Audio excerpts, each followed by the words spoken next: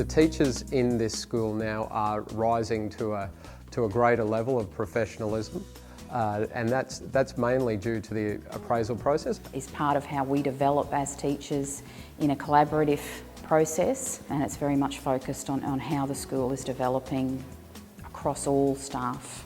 St Paul's School is 52 years old. It started in 1960 as a boys only school, went co-ed in 93, and now we're quite a large school with some 1,500 students from prep through to year 12. Appraisal for us at St Paul's School is about giving feedback to teachers about their performance in the classroom with the view to actually supporting them to attain what we would describe as exemplary status. There's a variety of tools in the appraisal process. The first tool is the self-reflection component. We've created a framework of questions that are related to our Statement of Teaching and Learning and the national standards. Colleagues also fill out a survey about the teacher's ability to work as a member of a team, to collaborate with each other. The students are also asked for feedback on the teachers. The students were talked to by the heads of learning about how feedback is really important for all of us to grow. There's some initial concerns about using student feedback, but the way that it was incorporated, there was more than just one class. So the final results aren't looked at as an individual student response, but they're analysed over all of your responses. The students were very responsive. They were taking it very seriously. Particularly in terms of my senior classes, where we'd had topics that had involved a lot of their own work, and they had felt in particular areas that they'd needed more support, and that was something that hadn't come through in any other form of feedback.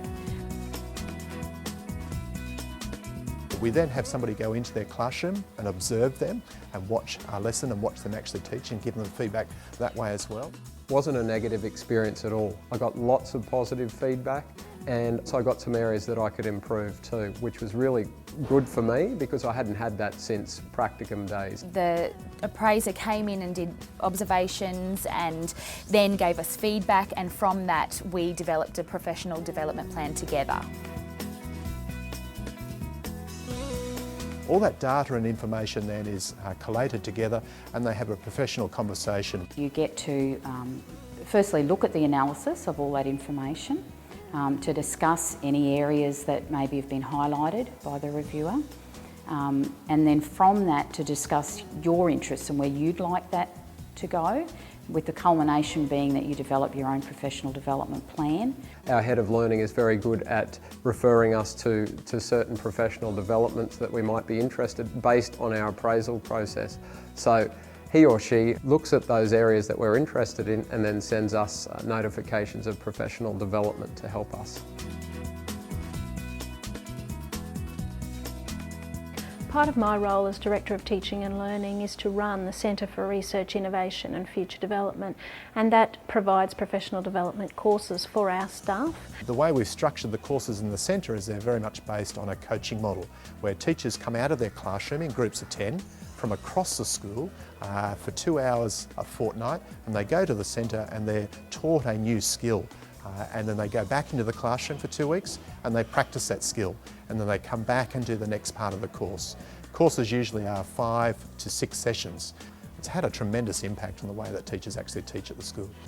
I have undertaken 2 courses within the centre based on my professional development plan. One was differentiation in the curriculum, and one I did last year, which was pedagogy in curriculum. We really spoke about making sure that our subjects and assessments align. I think the strength to what we're doing here at St Paul's is that it is a complete package. Not only did it give me an opportunity to critically reflect on my own teaching practice, but it also provided me with feedback on things that can be worked upon to make me an even better teacher. It's helped me improve to then maybe embark upon something like an exemplary teacher status. The biggest contributing factor to a student's outcomes is the quality of the teacher in the classroom. You can have wonderful facilities, wonderful programs, but if you don't have a wonderful person delivering those programs in a really effective manner, then it's all for naught. So the whole process and everything that we're doing here is about supporting staff to be really good at what they're actually doing.